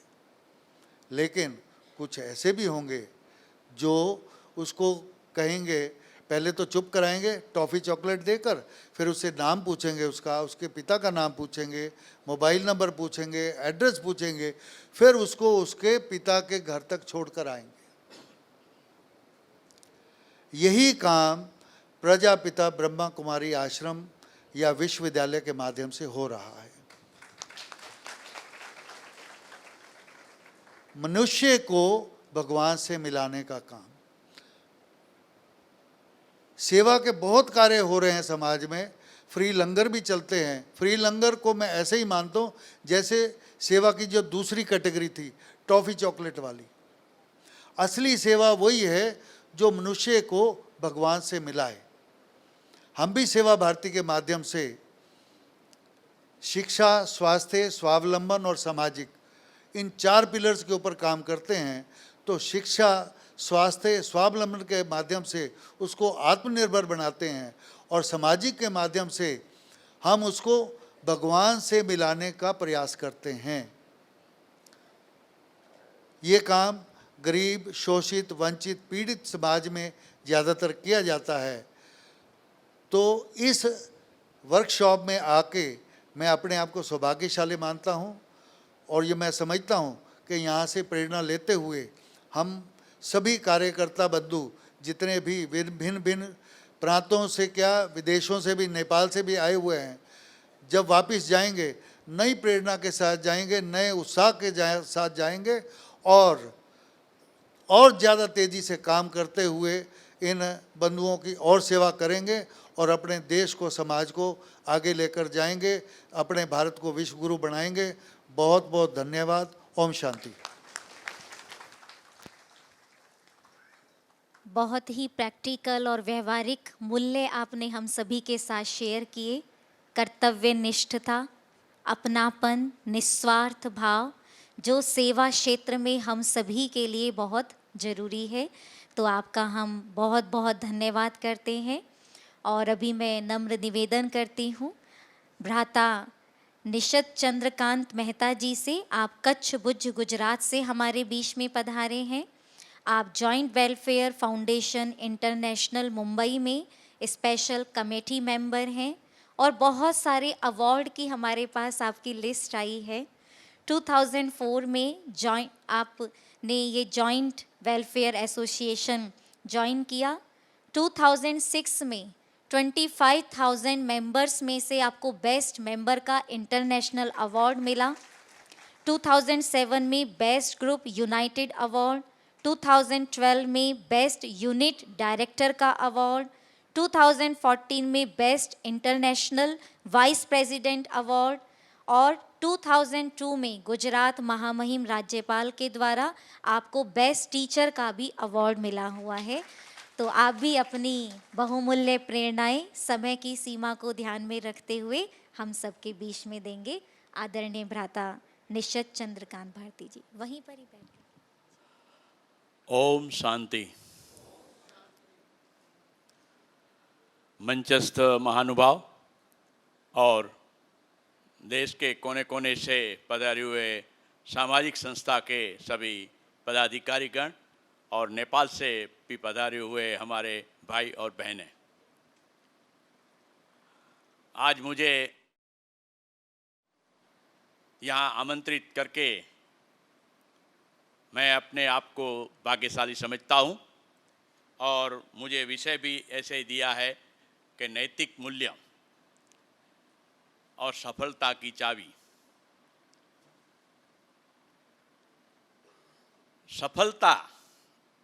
सफलता किसे कहते हैं? तो सफलता जो है,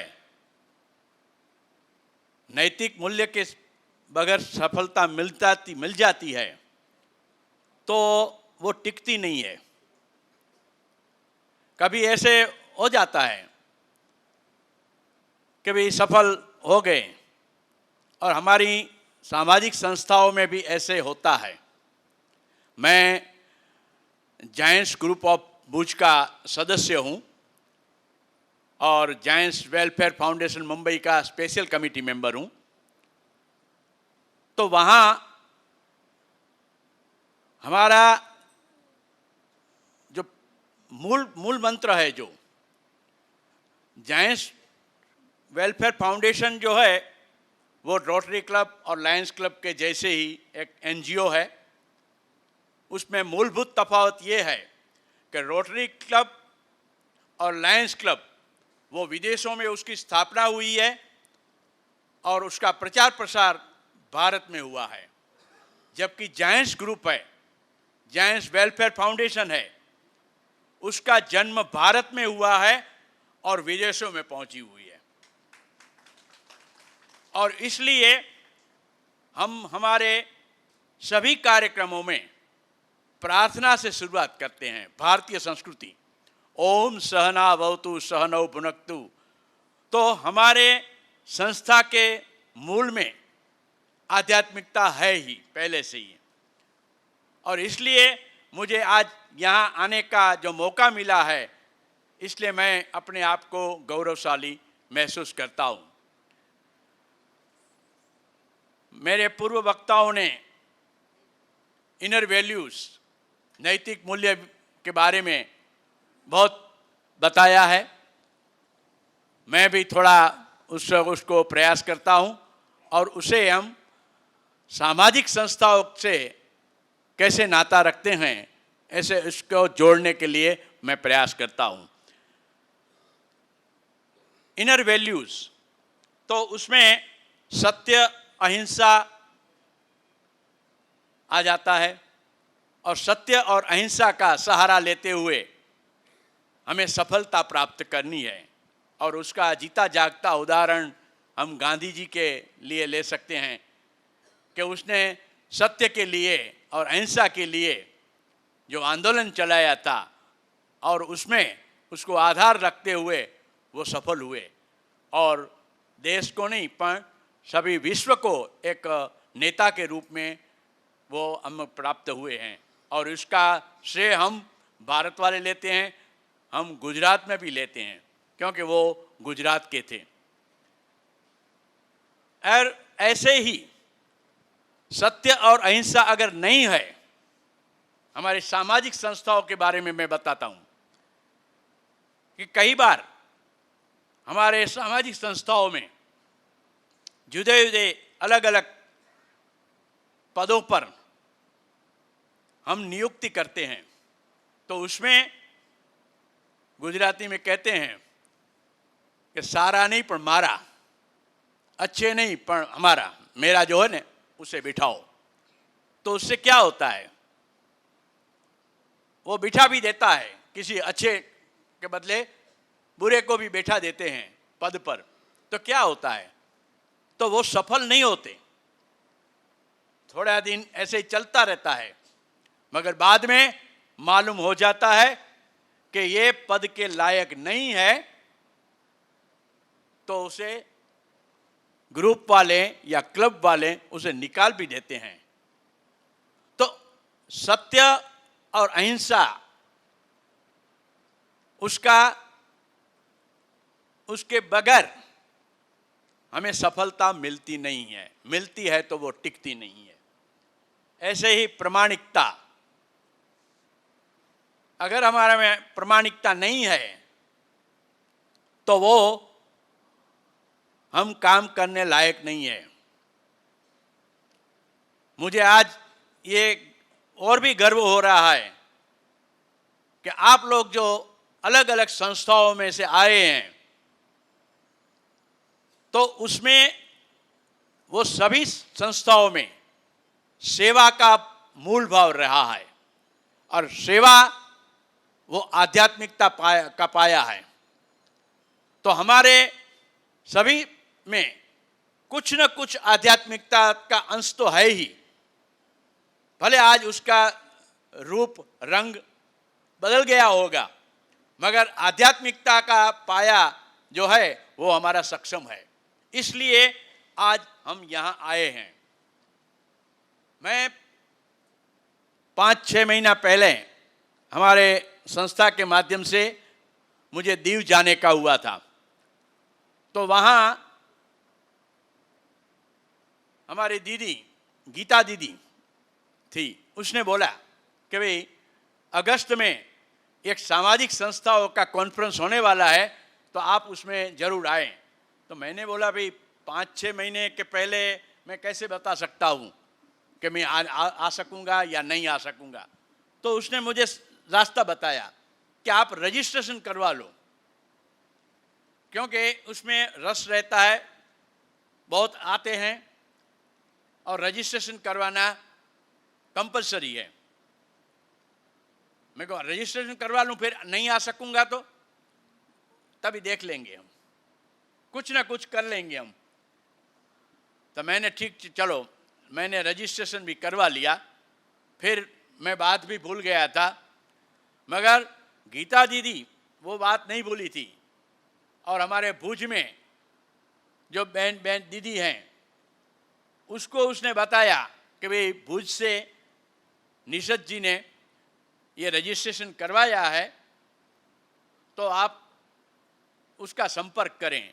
तो भुज वालों ने मेरा संपर्क किया। मैं पहली बार ये इस मंच पर आ रहा हूँ, तो उसने मेरे को बोला कि भाई आप 2-3 दिन आ सकते हो। तो मैंने कहा ठीक है चलो। मैं 2-3 दिन के लिए वहाँ गया। उसने मेरे को थोड़ा सा समझाया, फिर बाद में मैंने भी तय कर लिया कि नहीं, मुझे जाना ही है। और इसलिए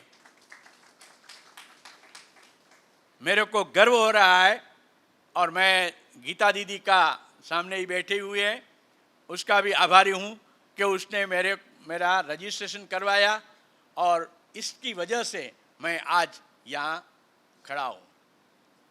मैं जायंट्स ग्रुप में सेवा कार्य करता हूँ, उसका भी मुझे श्रेय ये है कि मेरे मन में भी थोड़ा सा आध्यात्मिक का भाव है। मैं पांडुरंग शास्त्री जी का नाम आपने सबने सुनाया होगा, तो उसकी विद्यालय में मैं पढ़ा हूँ, तो उसमें भी मेरे में कुछ न कुछ आध्यात्मिक का अंश मेरे में है, इसलिए मैं ये सेवाभावी संस्था में जुड़ सका हूँ, और सेवाभावी संस्था के माध्यम से मैं आज यहाँ हूँ, तो ये मेरी भी सफलता है। सफलता के कई रंग होते हैं, कुछ ऐसे ही सफल हो जाते हैं, बाद में गिरते हैं, और कुछ धीरे धीरे आगे बढ़ के सफल होते हैं। तो वो जो सफलता होती है और उसका बेस अगर आध्यात्मिकता होगा, तो आध्यात्मिक के बल से जो व्यक्ति सफल होगा वो कभी गिरेगा नहीं। और प्रजापिता ब्रह्मा कुमारी वो काम अच्छी ढंग से कर रही है, और आज उसने जो सभी को बुलाए हैं हमको, तो उसका भी एक अच्छा संदेश मिलता है कि अगर आप संदेश देना चाहते हैं तो किसके आगे संदेश देते हैं। तो आज इस कॉन्फ्रेंस में उसका जो संदेश है वो हम सभी में आएगा, पर हम सब किसी न किसी ज्ञाति संस्था का प्रतिनिधित्व करते हैं, तो हमारे माध्यम से ये संदेश जो बहुत लोगों तक जाएगा, बहुत लोगों में फैलेगा, और इसलिए हमारे माध्यम से ये अच्छा में अच्छा संदेश होता है। इसलिए ब्रह्मा कुमारी जी का भी मैं खूब खूब धन्यवाद देता हूँ। ये जो आध्यात्मिकता है सत्य का, तो उसमें एक उदाहरण मैं दूंगा कि एक गाय और एक शेर जंगल में जा रहे थे, तो सामने से शेर आया, तो शेर ने कहा कि मैं तुझे खा जाऊंगा। गाय ने बहुत मिन्नतें की कि भाई मुझे घर जाने दे, मेरा बछड़ा मेरा दूध की राह देख रही है, तो मुझे जाने दो। तो उसने बोला कि नहीं, तुम अब आगे चली गई तो मुझे खाने कौन देगा। ठीक है, मैं तुम्हें सत्य वचन कहती हूँ, और मैं प्रामाणिकता से आप वचन देती हूँ कि मैं मेरे बछड़े को दूध पिला के आ जाऊंगा, तब मुझे खा लेना।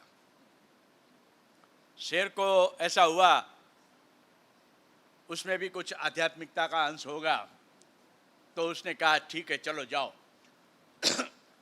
वो गाय अपने घर गई, घर में उसने बछड़े को दूध पिलाया और फिर जंगल की ओर फिर से चली। तो शेर उसकी राह देख रहा था और उसने बोला कि तुम आ गई, मुझे तो नहीं था कि तुम आयोगी। गाय ने तब बोला कि मैंने आपको सत्य वचन किया था और मैं प्रमाणिक हूँ, उसका भी मैंने दाखला रूप बनाया है, इसलिए मैं आ रही हूँ, अब मुझको खा जा। शेर ने बोला कि नहीं, अब मैं तुझे खा नहीं सकता, आज मैं तुझे भी जीवित दान देता हूँ। तो ये सत्य और प्रामाणिकता की ताकत है, और वो सत्य और प्रामाणिकता की सफलता है। तो हमारे मन में अगर आध्यात्मिकता का कुछ भी अंश होगा तो हमें सफलता जरूर मिलेगी।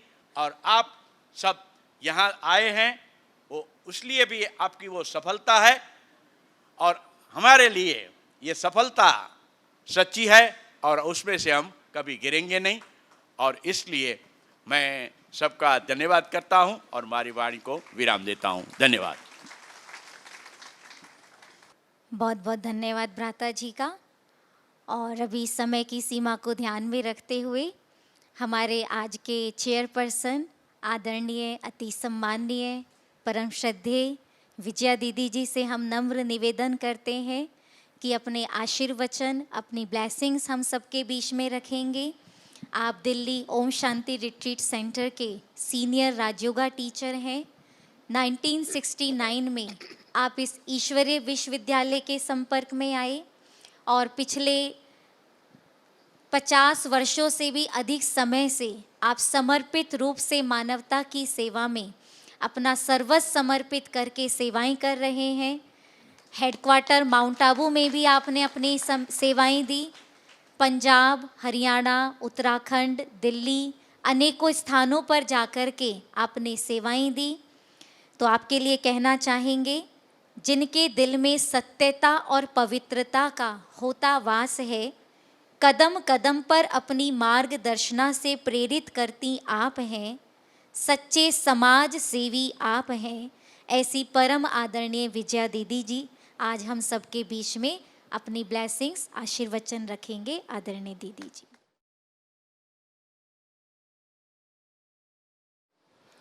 ओम शांति। ओम शांति। बहुत समय से हम सुन रहे थे इनर वैल्यू के बारे में, और अभी अभी जो सुन रहे थे वो सत्य, अहिंसा और प्रेम, जो कि मानव का धर्म है। तो वैसे देखा जाए, आज इस दुनिया में सत्य, अहिंसा कहीं भी देखने में नहीं आता है। लोग समझते हैं कि सत्य माना सच बोलो। केवल सच बोलना ही सत्य नहीं है। इस दुनिया को कहा गया है झूठी दुनिया, झूठी माया, झूठा सब संसार। ये संसार ही झूठा है। तो किस बात में झूठा है? क्या सब झूठ बोलते हैं इसलिए झूठा है? झूठा क्यों कहा गया? क्योंकि कोई भी व्यक्ति आज किसी के बारे में भी सत्य नहीं बोलता है। ना वो भगवान के बारे में सत्य बोलता है, ना वो अपने बारे में, और ना अपने संबंधों के बारे में। सत्य आज किसी के पास भी नहीं है। तो शिव बाबा को कहा गया है सत्यम शिवम सुंदरम, गॉड इज ट्रूथ। वो आकर के हमें हर बात सत्य बताते हैं और हमें सत्यता के मार्ग पर ले जाते हैं। सत्य माना आप कौन है? सत्य माना बाप कौन है? अभी तक भी हम अपने आप को नहीं जानते हैं। कहने में कहते आत्मा हूं, मगर अभी तक भी हमारे अंदर देह अभिमान पूरी रीति से समाया हुआ है। आज मनुष्य को क्या चाहिए? उसको डिग्रियां चाहिए, उसको कई प्रकार के प्राइज चाहिए, उसको कई प्रकार की उच्च पदवियां चाहिए, जिससे कि उसका दुनिया में मान हो, शान हो, और सब समझे ये एक बड़ा व्यक्ति है। परंतु ये सब झूठी चीजें ये कोई हमारे साथ चलने वाली नहीं है। ये सब हमें सुख देने वाली नहीं है जब तक हम सत्यता को नहीं जानेंगे। और सत्यता को जानकर ही हम अहिंसा का पालन कर सकते हैं। अहिंसा का मतलब ही है कि किसी को भी दुख ना देना। दूसरा, अहिंसा का मतलब ये भी है कि अपनी दृष्टि वृत्ति को शुद्ध रखना। तो हम अपने आप से पूछें, क्या हमारी दृष्टि हर आत्मा के प्रति शुद्ध है? क्या हम कभी किसी को दुख तो नहीं देते? अपने संस्कार के कारण, अपने स्वभाव के कारण। क्या मैं इस वृत्ति को धारण करके दूसरों को सुख दे सकती, दूसरों के जीवन को बदल सकती हूँ? अगर मैं पुरुषार्थ करके जो भगवान ने हमें कहा है कि बच्चे आपको ये बनना है, आपको हर एक के साथ प्यार करना है, क्रोध नहीं करना है, लोभ नहीं करना है, हर एक के साथ अच्छा व्यवहार करना है, तो क्या मेरा व्यवहार हर आत्मा के प्रति अच्छा, स्नेह भरा, प्यार भरा है? आज हम किसी को देखते हैं तो हम कहते हैं ये व्यक्ति कैसा है। उस व्यक्ति की नुक्ताचीनी निकालेंगे कि ये व्यक्ति ठीक नहीं है। और कई बार आता है ये ठीक नहीं है, इसको समझाना चाहिए, इसको बदलना चाहिए। इसको कितनी बार कहो तो भी ये बदलता नहीं है। तो हम अपने आप से पूछें, क्या हम दूसरों को बदल सकते हैं? बदल सकते हैं। आप अपने परिवार में जाइए और परिवार में देखिए, आपका परिवार है, घर में लड़ाई झगड़ा होता है, बच्चे कहना नहीं मानते हैं, आप उनको डांटते हैं, डबलते हैं, मारते हैं या कुछ भी करते हैं, तो क्या आप ऐसा करने से वो बदल जाएंगे? आप गुस्सा करते हैं, क्या वो बदलेंगे? कभी नहीं। तो भगवान का कहना है, जब तक आप खुद नहीं बदलेंगे तब तक आप दूसरों को बदल नहीं सकते। अगर मैं चाहती हूँ ये बदल जाए तो पहले मैं बदल जाऊँ, मैं बदल जाऊंगी तो वो अपने आप बदल जाएगा। फिर उस पर मेहनत करने की जरूरत नहीं है, परंतु मेरे को पहले अपने संस्कार को, अपने व्यवहार को और अपनी सोच को, जिसकी पहले भी बात चली है, अपनी सोच को बदलना पड़ेगा। और ये तब हो सकता है जब मेरा संबंध सर्वशक्ति देने वाला उस पिता परमात्मा से होगा, तो उसकी याद से मैं शक्ति प्राप्त करके स्वयं को बदल सकती हूँ, वरना बदलना मुश्किल है। मैं सोचती हूँ केवल ज्ञान जो सुन रहे हैं, वो जो यहाँ बातें सुन रहे हैं, इससे हम बदल जाएंगे, इससे बदलने वाले नहीं है। जब तक आपके अंदर ये पैदा नहीं होगा कि मैंने अपने आप को बदलना है, मेरे अंदर ये कमी है, ये मेरे अंदर ये कमजोरी है, इसको मैंने निकालना है।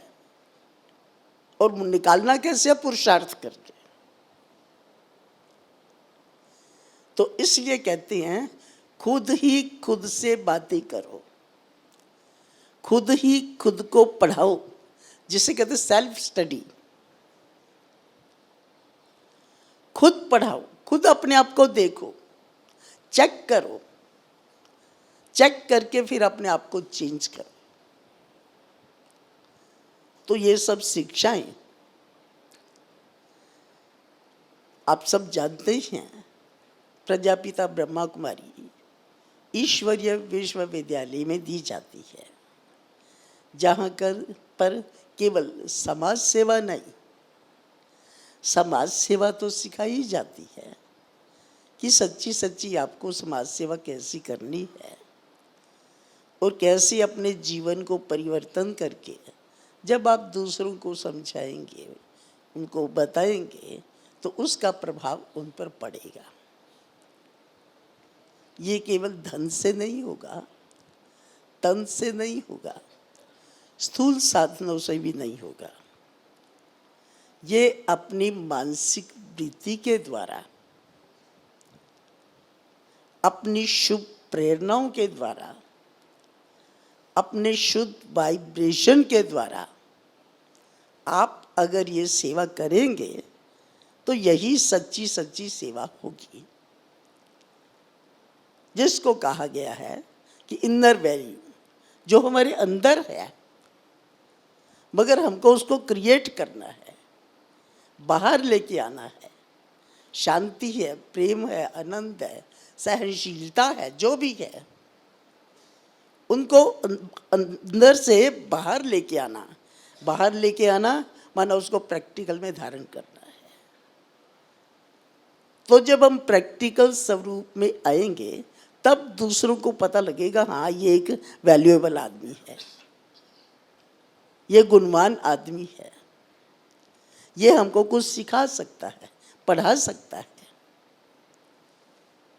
मगर उस सेवा के लिए स्वयं को अपने आप को तैयार करना पड़ेगा। बड़ों का संबंध रखना पड़ेगा और उनसे प्रेरणा लेनी पड़ेगी और उनसे मार्गदर्शना लेनी पड़ेगी।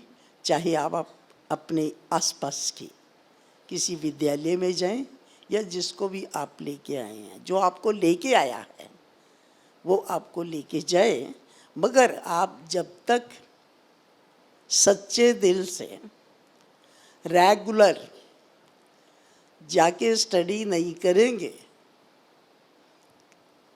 तब तक आपको जो मिल रहा है उसको आप प्राप्त कर नहीं सकते। एक बच्चा भी अगर रोज स्कूल में नहीं जाए तो वो पास हो सकेगा? ऐसे ये हमारा ईश्वरीय विश्वविद्यालय है, इसमें रोज पढ़ाई जाती है। पढ़ाने वाला इंसान नहीं है, पढ़ाने वाला स्वयं परमात्मा है। उसके अव्यक्त महावाक्य जो सुनाए जाते हैं और रेगुलर सुनने से और धारणा करने से हम अपने जीवन में परिवर्तन ला सकते हैं।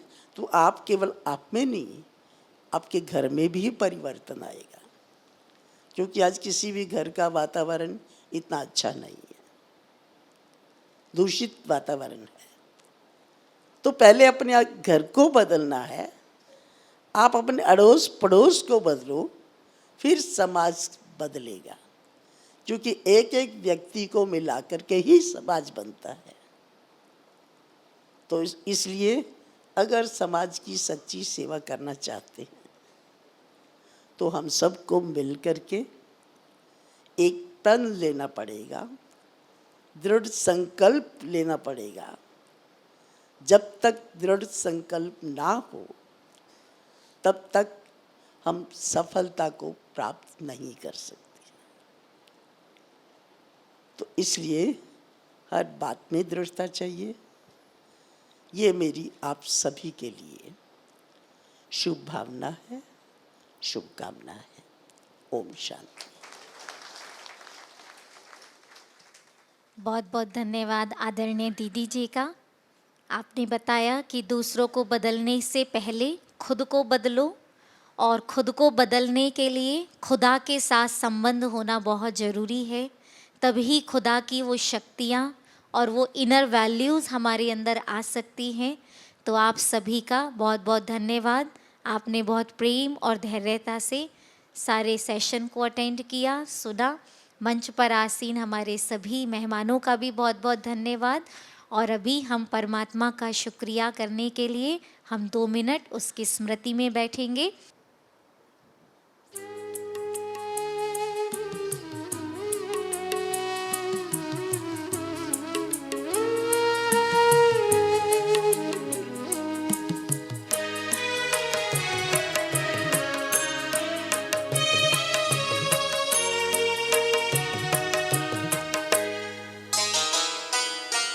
आए हम खुद को बदल ले, जग बदलता जाएगा।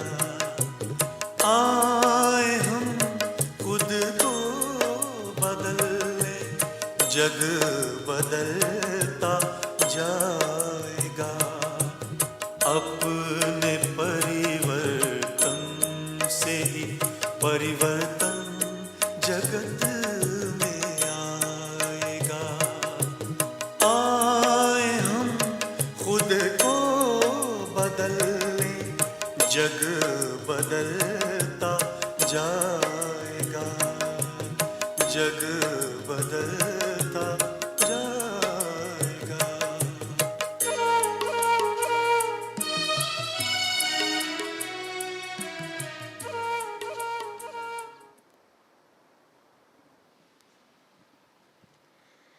आदरणीय प्रेम भाई जी हमारे आज के सभी गेस्ट को मोमेंटो देने के लिए स्टेज पर आमंत्रित कर रहे हैं उनको।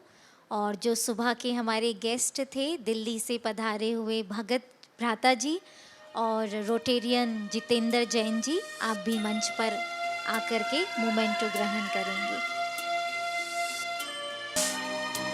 सोशल सर्विस विंग के चेयरपर्सन भ्राता प्रेम जी के द्वारा हमारे सभी गेस्ट को मोमेंटो यादगार प्रदान की जा रही है। बहन पल्लवी पोरवार जी भी मंच पर आ जाएं यदि सभा में उपस्थित हैं तो। और भ्राता भगत जी